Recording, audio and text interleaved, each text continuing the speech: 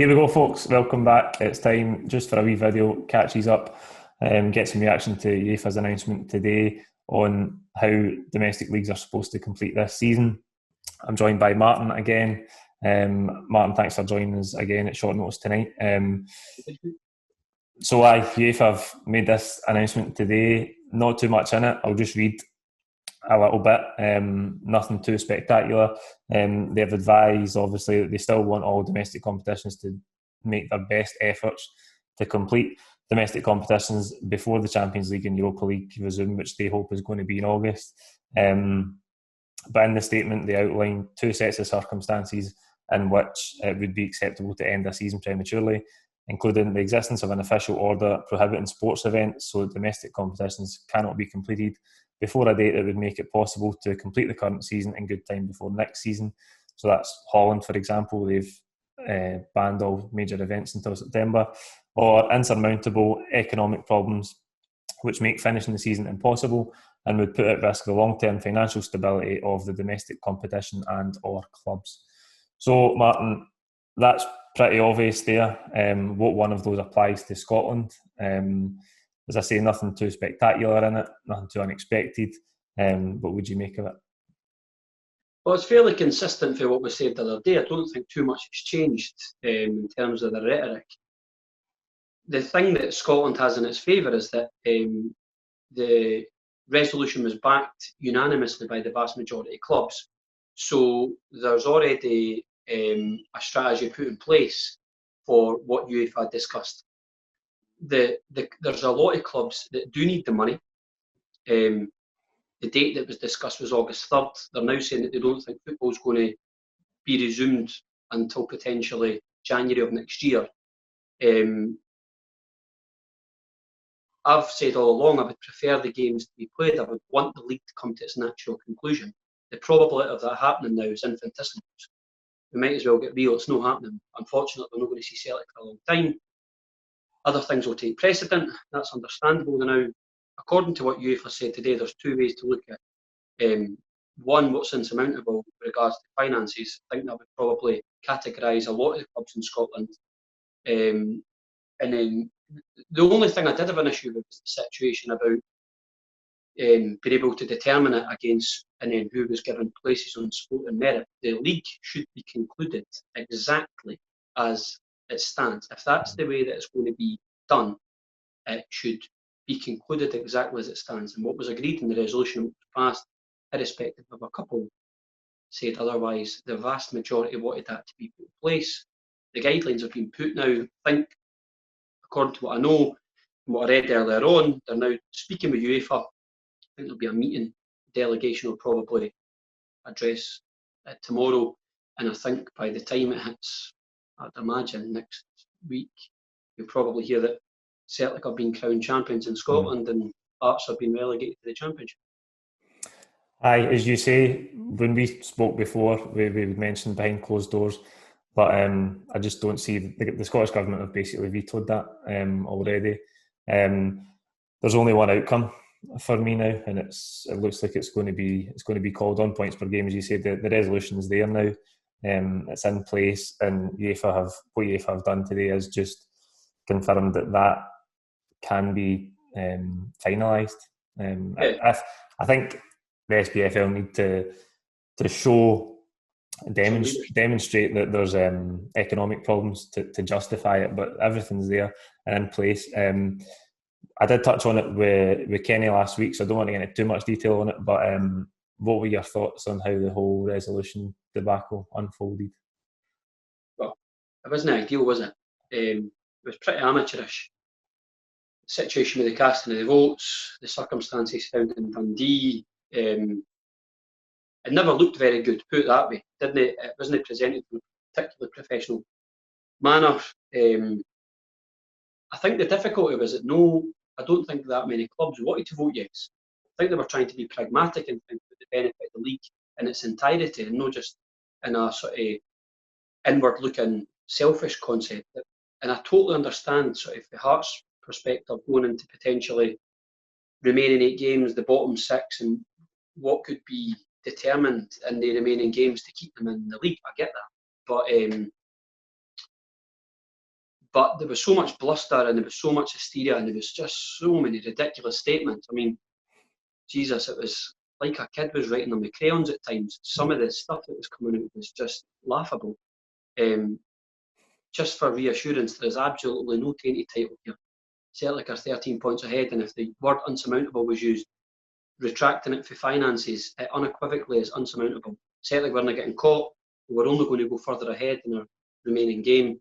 The title was near enough decided. There was 8 games to play, and number 9 should be awarded with absolutely no asterisks. It shouldn't be besmirched in the slightest.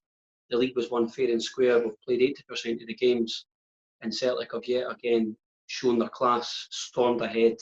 If you want to be pragmatic, not from a health perspective, but solely we're talking about football. If you want to look at this just from a football perspective, the real team that's going to be punished here is Celtic. Because Celtic are going for an unprecedented quadruple treble. It's never been done. It's never been achieved. Celtic were literally on the cusp. With theoretically we're 5 games away, more than likely 2 games away. The league was all but done. You could have put green and white ribbons on it. What wasn't determined was the Scottish Cup. And by the looks at it now, that's not going to be able to be determined. Certainly, if it's ever going to be played, it might be, potentially next year. Would you like to see them hold off on the Scottish Cup, because it's only 3 games in it, so just wait until there's no real, unless it's tied to European places, as I said last week, there's no real rush to get the Scottish Cup done, and it'd be good if we could round that off. Definitely. So that's where Scotland, if they had any common sense, that's where you would argue that narrative somewhat different to other leagues. But theoretically, Scotland shouldn't really be looking at other leagues. You didn't need to look at other leagues for guidance. You need to concern yourself with what your member clubs have said and what their projected ambitions are. I think what most clubs want is for this resolution to be passed and is agreed by the majority. I think what they want the SFA to do is have some leadership and say that you need to go and take forward our concerns. We need the money to be dished out now, because some clubs, basically, if you think it pragmatically, Hearts, as we said before, Hearts slashed wages by 50%.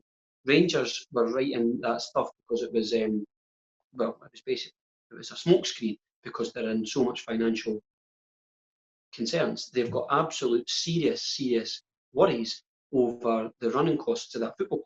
If they're in that predicament, there'll be numerous, tens, possibly hundreds of football clubs at all various different levels that are absolutely stranglehold with money. 43% of money in Scotland comes through the gates with fan revenue.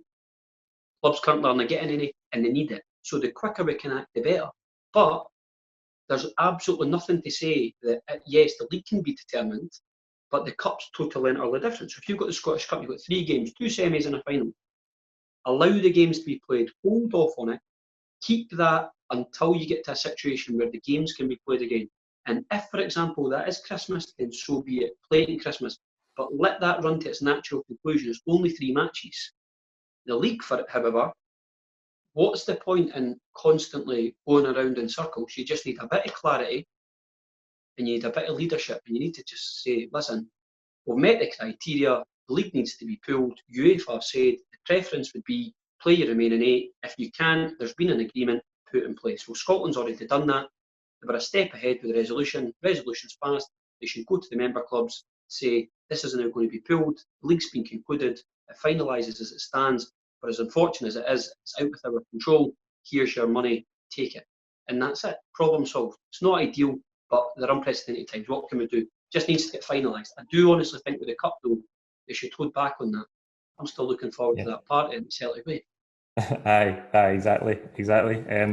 As I say, I don't see any other way it can finish now, and we don't want it to impact on next season as well. We don't want to end up with 2 seasons.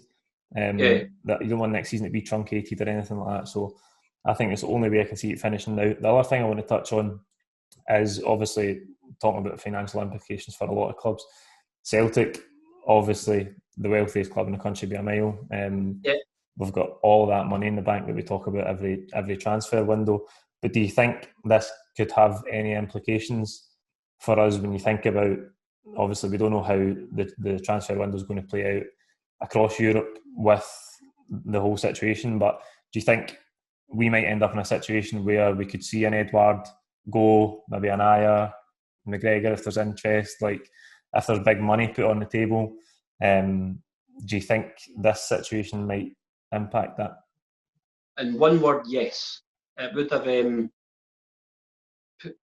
at least one of the players that you just mentioned would have been sold, irrespective if this had happened or not. Celtic model and its financial structure has been predicated on selling assets after developing them, trying to get top money and then rolling the club on.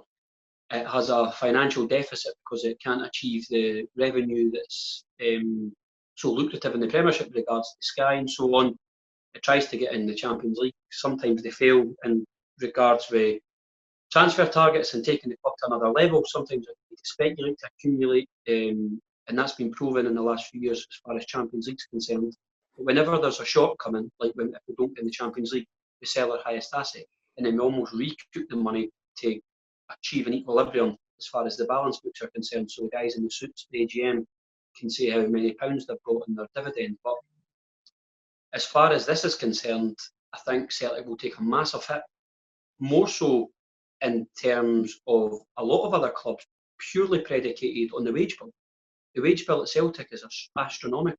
It's criminal. You have to look at the wages that some of the players are getting and the fees that could be dictated for some of them to leave would plug a lot of gaps. There's talk of AC Milan and Leicester interested in Ayer. I don't think he's been particularly great this season. I still think there's an amazing player in him. Rodgers obviously knows him better than we do. He watched him in training every day and he knows the complexities and the intricacies of his game. He's an amazing football player. He's maybe not been playing particularly well this season, but if I'm being honest, if 25 million was offered for him, I'd bite your hand off for it. I think it'd be a good bit of business. My worry is that these sums of money aren't being reinvested in the team. Celtic, I do believe, though, will look this time, as opposed to selling one top asset, to perhaps selling, say, two. And my biggest fear would be that Edwards, yes, you could argue, after Dembele left, obviously with the loan deal, we had the two of them at the same time, but after he left, pretty much Edward came in, it was a seamless swap, and you had two top quality players. It's difficult to replace them, especially in their position. A striker's the hardest thing to find, and the way that he was playing prior to this call-off was just unbelievable. He was almost unplayable in games. I kept saying to you whenever I was chatting to you, we have to appreciate him for as long as we have him, because in the climate and the league that we play in, you'd be naive in the extreme to think he's staying forever. It's not going to happen. He doesn't own Celtic any either. And if a big deal came in and he was able to double his wages and he could nip off and play at a better standard, then so be it. I think it would happen. I do honestly think that we had a possibility of keeping him for another year, but this will test Celtic's financial resolve. It will test their bank account. It will test their financial strategy, and I think they'll have to have a contingency plan. And if no money's coming in, then they'll have to find ways of doing that. And the best way to do that is to selling players. I think there'll be queues of teams lining up to try and sign Edward. Less so for Ayer. Celtic have probably got 3 or 4 players, I would say, now that would achieve a figure of the 20 plus mark. And he'd be at the very top. Do you think, obviously, we all want the top players to stay for next season? We're going for 10, obviously. Do you think we've seen, though, in recent seasons, the past 2 seasons gone by the most, that doesn't always... It's not always at the forefront of the player's mind or indeed a manager's mind to stay for 10 in a row. We've seen it with Rodgers and Dembele and Tierney. So we want to keep these big players, absolutely, and it's just one more season until we can get there. But there's absolutely no guarantees that the carrot of 10 in a row is going to keep any of the top players here, is there? No way. Good point. I was literally just going to use that word. That is what the crucial word there was guarantee. There's no guarantee in football. And I thought about it a lot with regards to Tierney. Literally, I was scunnered when he left. I remember sprinting down. I spoke to him after the Scottish Cup final, and I was saying, listen, you'll never get bigger than Celtic. Celtic is everything. You can get lures with Man United, your Arsenals, your whoever, your Chelsea's. Celtic Football Club is everything, and you're adored at this football club. Why would you want to leave this? Says, do your business for 2 or 3 years, and then you want to go and play somewhere else. But By all accounts, he never listened. He apparently agitated the move, and he's a young laddie. He's injury prone. I think Celtic looked at it in the sense, we can get serious money here. If he gets injured again, we will never get offered this money. He seemed to be happy to go to the club, and he buggers off. But a lot of people will look at it with an element of sort of tinged nostalgia and say, "Oh, he was a great Celtic man, he was this and he's that." So much of that these days is gone. That All McStee era, it's almost unprecedented, and so lucky to see players like your Forrests and your McGregors and your Browns of this world who've shown complete and utter resolution and commitment because for so many years. But when you have a player that doesn't go under the radar, is taking the eye of serious clubs in Europe, it's very, very, very hard to keep them. And no level of enticement with regards to, look, you could be at this football club and be a legend. 10 in a row is unprecedented. I think to a lot of them it doesn't mean that much.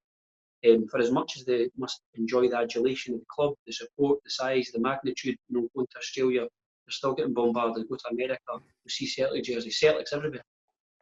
But I just don't think that to a lot of these guys these days, that means much to them. The career's short, they play football, they want to play at the best level they can, and I think talk's cheap, actions always outweigh rhetoric. And you just said, if you look at Dembele, you look at your Rodgers, these guys were coming out with quotes all the time. Tierney was coming out with quotes left, right, and centre, signed a 6-year deal and going nowhere. And then 5 minutes later, he's off and he's away down to North London. So I wouldn't hold my breath. I'd prefer to listen to the guys that say a lot less, your McGregors of this world and your Forrests. They do the business, sometimes underappreciated, phenomenal service to Celtic Football Club. And it'll be the core that will essentially get Celtic through, and it'll always be the case.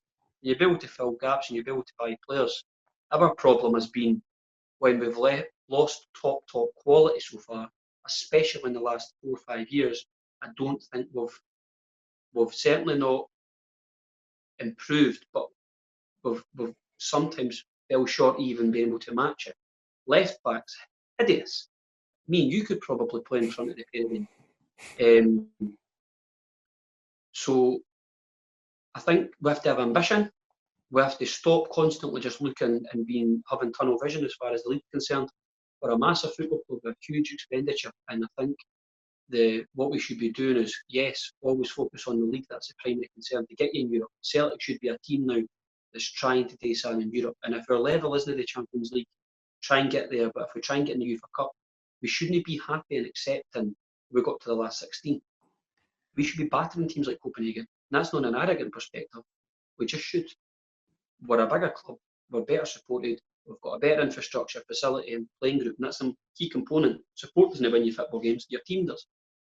We've got a far better team than them. And we just got battered out of Europe. We should be trying our hardest to get as far as we can in competitions.